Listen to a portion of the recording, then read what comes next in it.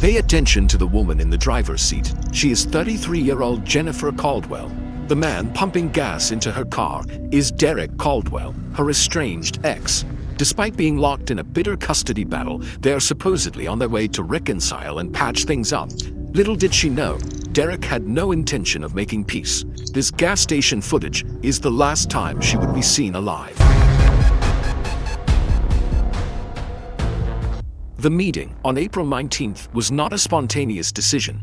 It was the result of a 14-month separation that had grown increasingly hostile. Jennifer and Derek Caldwell, parents to a 6-year-old daughter named Brianna, had initially managed their split with an informal custody arrangement. However, the situation deteriorated when Jennifer filed for formal custody and child support in January 2024. She told her sister Paula that Derek's inconsistent employment made the informal arrangement unreliable and that she needed legal documentation to protect their daughter's interests. Derek saw the court filing as an aggressive and unnecessary action. Through February and March, the legal battle intensified. Court records show that Derek began to contest minor procedural issues, actions Jennifer's attorney described as delay tactics. Friends of Derek later reported to investigators that he had become fixated on what he called Jennifer's micromanagement, complaining that she demanded constant updates and proof of proper care during his time with Brianna. The conflict reached a critical point in early April when a family court issued a temporary order. It mandated a formal custody schedule and required Derek to pay $275 per month in child support. 3 days before the incident, Derek sent Jennifer a text message. It read, "We used to be able to talk. Can we just spend a few hours like adults and figure this out without everyone else in our business?" After some hesitation, Jennifer agreed to meet in a public place. Derek then proposed a specific location, Juniper Springs, a recreation area inside the vast Ocala National Forest, where they had once taken their daughter. He suggested the neutral, quiet setting might help them communicate calmly. Exhausted by the conflict, Jennifer agreed. The evidence is a digital video file, silent and objective. Sourced from a Marathon gas station on East Silver Springs Boulevard, the footage is timestamped at 1:15 p.m. on Friday, April 19th. It shows Jennifer Caldwell's Toyota Camry pulling up to a pump. The video captures Derek Caldwell exiting from the passenger side of the vehicle. He handles the transaction and begins fueling the car, while Jennifer remains visible in the driver's seat, and their interaction appears routine. There are no gestures of anger or signs of distress. The fueling process lasts for approximately 4 minutes at 1:21 p.m., and the vehicle pulls away from the pump. It heads east on Silver Springs Boulevard, a direct route towards State Road 40 and the entrance to the Ocala National Forest. This recording, designated Image 4A in the case file, becomes the anchor point for the entire investigation. After the Camry left the gas station, the only way to track its movement was through digital data. Investigators obtained records for both Jennifer's and Derek's cell phones. The data showed the two devices traveling in tandem, pinging off cell towers along State Road 40 as the car moved steadily eastward, deeper into the remote stretches of Marion County. The digital trail confirmed their path into the Ocala National Forest. For nearly 40 minutes, the phones provided a clear, predictable route. Then the trail stopped. At 2:03 p.m., both Jennifer's and Derek's phones registered their final connection with the network. The ping came from a tower that provides coverage to the northwestern sector of the forest, an area known for its dense woods and sporadic service. After that moment, both devices went offline. They were no longer visible to the network. No calls could be received, and no data could be transmitted. The digital footprint had vanished. 44 minutes later, at 2:47 p.m., Jennifer's sister Paula received a text message from Jennifer's phone. It read, "Need some time to think things through. Going to stay out here a while. Don't worry about me." Paula tried to call back immediately, but the call went straight to voicemail. She tried again twice more over the next hour, with the same result. The message was meant to sound reassuring, but its timing presented a technical impossibility. How could a text message be sent from a phone that had been offline for nearly an hour? The text message from Jennifer's phone did not reassure her sister Paula. The phrasing, "need some time to think things through," was vague and unlike Jennifer's typically direct communication. Her immediate calls to the phone went directly to voicemail, deepening her unease. As the hours passed, her concerns solidified into alarm. The situation shifted from concerning to critical at 6 p.m. when Jennifer failed to arrive at her daughter's after-school program. When the program supervisor called Paula, who was listed as the emergency contact, the informal window for an explanation had closed. After picking up 6-year-old Brianna, Paula contacted Derek's mother, Linda, who confirmed she had not heard from either of them. With no other options, Paula drove to the Ocala Police Department. At 7:30 p.m., she officially filed a missing person report for Jennifer Caldwell. Initially, officers categorized the case as 2 missing adults who had possibly left the area voluntarily, citing the text message as the primary indicator of Jennifer's intent. But Paula insisted that her sister, a meticulous planner and devoted mother, would never abandon her child without a clear explanation or arrangement. She was adamant that the text message was completely out of character. Her persistence compelled authorities to look past the message and begin a preliminary search based on Jennifer's last known movements. The first patrol units were dispatched not to her home, but toward the dark, isolated roads of the Ocala National Forest. The initial search along the main paved roads of the Ocala National Forest yielded nothing, but deep inside the forest's unlit interior, a different search was underway. At approximately 11:45 p.m., a Marion County deputy on a routine patrol turned onto Forest Road 86, an unpaved track far from the main highway. His headlights caught something unusual. Fresh tire impressions veering off the dirt road and onto an overgrown trail, a path used more by hunters than by casual drivers. The track suggested a standard sedan had recently forced its way into the dense undergrowth.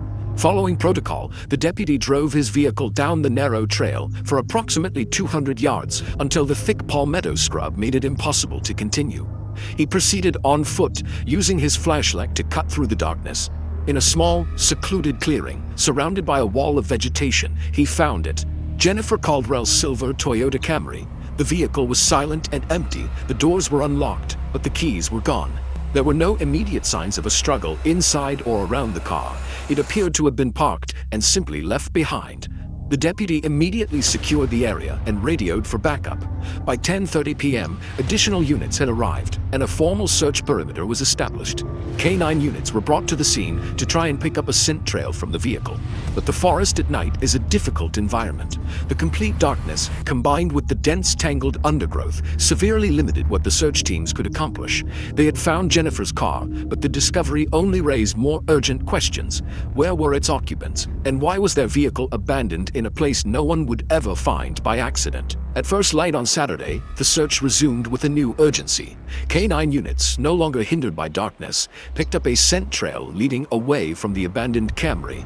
The trail led them approximately 150 yards to the northeast into a dense patch of palmetto and oak hammock. There, in a shallow depression, searchers found what they were looking for. Concealed beneath a hastily arranged layer of palm fronds and forest debris was the body of Jennifer Caldwell. She was deceased. Crime scene investigators documented the area while the medical examiner conducted a preliminary assessment. The initial findings pointed to strangulation. Her clothing was intact, and there was no immediate evidence of sexual assault. The official autopsy would later confirm the cause of death as asphyxiation due to manual strangulation.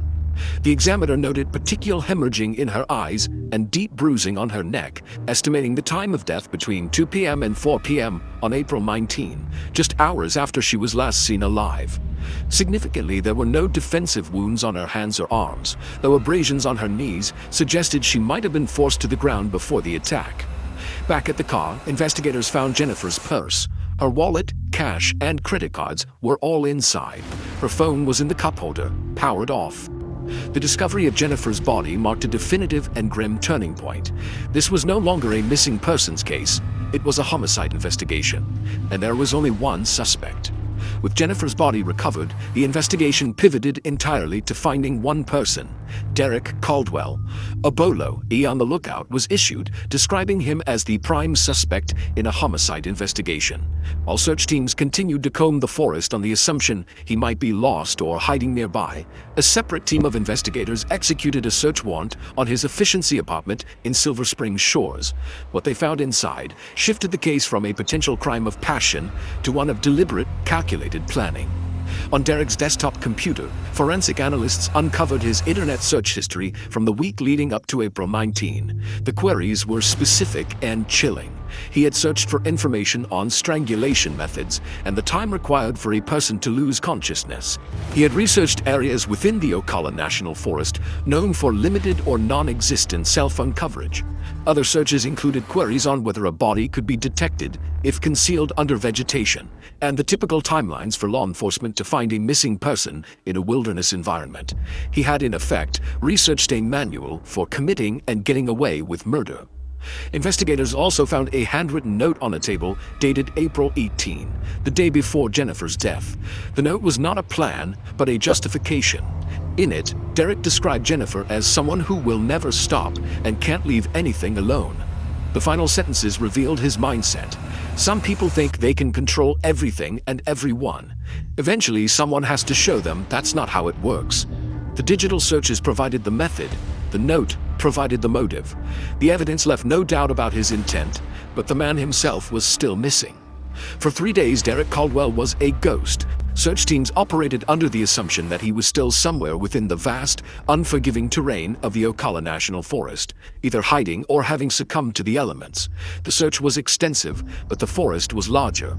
The break in the case came not from a canine unit or a helicopter, but from a convenience store clerk in Wearsdale, a small community 25 miles southeast of the crime scene. On April 22, the clerk contacted authorities after seeing a news report and recognizing a man who had been in the store the morning before. Surveillance footage from the store confirmed it was Derek. He appeared disheveled but uninjured. He had purchased water, crackers, and a prepaid phone card, paying with cash before leaving on foot. The sighting proved that Derek had successfully navigated out of the forest and was now in a populated area. Law enforcement immediately shifted their entire search operation to Wearsdale, canvassing neighborhoods and following up on any potential leads. The final tip came from a resident who reported seeing a man matching Derek's description sleeping in a storage shed behind an abandoned house on the edge of town. At approximately 4 p.m. that afternoon, Marion County Sheriff's deputies and Ocala police officers surrounded the property. They found Derek inside the shed. He was taken into custody without resistance. Disoriented and dehydrated but otherwise unharmed, he was transported to the Marion County Jail. The manhunt was over. Once in custody, he refused to answer any questions and made only one request: for an attorney. Derek Caldwell was formally charged with first-degree murder. The state's case was built on the clear evidence of premeditation, the internet searches for strangulation methods, the handwritten note expressing his intent to show Jennifer her perceived control was wrong, and the selection of an isolated location with no cell phone coverage. The defense initially signaled they would argue the killing was not planned, but rather the result of a spontaneous argument that escalated tragically. However, faced with the overwhelming evidence, Derek avoided a trial. In September 2024, he accepted a plea agreement. The charge was reduced to second-degree murder in exchange for a sentence of life in prison with the possibility of parole after 25 years. As part of the agreement, Derek provided a formal statement detailing his version of the events. He claimed the conversation in the forest turned into an argument over custody, alleging that Jennifer became critical and controlling. He described a moment where he felt she would never stop and that he just needed her to stop talking and stop controlling everything. According to his statement, he put his hands on her neck and applied pressure until she went silent. The court accepted the plea agreement, and Derek Caldwell was sentenced to life in prison. He was transferred to the Reception and Medical Center in Lake Butler, Florida, where he will become eligible for his first parole hearing in the year 2049. With the legal proceedings concluded, Jennifer's family was left to navigate the aftermath. Victim impact statements were read, but the most significant consequence was for Jennifer's 6-year-old daughter, Brianna, who was placed in the permanent guardianship of her aunt, Paula. The case was officially closed. The murder of Jennifer Caldwell became a regional cautionary tale about the lethal potential of domestic conflict, particularly when one party cannot accept a loss of control. For the family, the impact was catastrophic. Jennifer's daughter Brianna was left without a mother, placed in the care of an aunt who had to guide her through an unimaginable trauma. Jennifer's sister Paula issued a single statement emphasizing that Jennifer's actions had always been motivated by a desire to provide stability for her child, and that her efforts to create legal boundaries were reasonable and necessary. In the public perception, the case highlighted how easily resentment can be reframed as righteous grievance. Psychological experts who analyzed the case noted that Derek's actions were consistent with narcissistic injury. He perceived Jennifer's legal and parenting requests not as practical measures, but as direct personal attacks. His written note and confession framed the murder as a corrective action, a final violent solution to a problem he believed she created. Ultimately, the case was solved and adjudicated, with Derek Caldwell imprisoned for life. Yet it remains an unsettling example in family law and domestic violence prevention circles of how premeditated violence can be masked by claims of a simple, escalating argument. The silent footage from the Marathon gas station serves as a permanent, haunting reminder of how a drive meant to find common ground can become a final journey.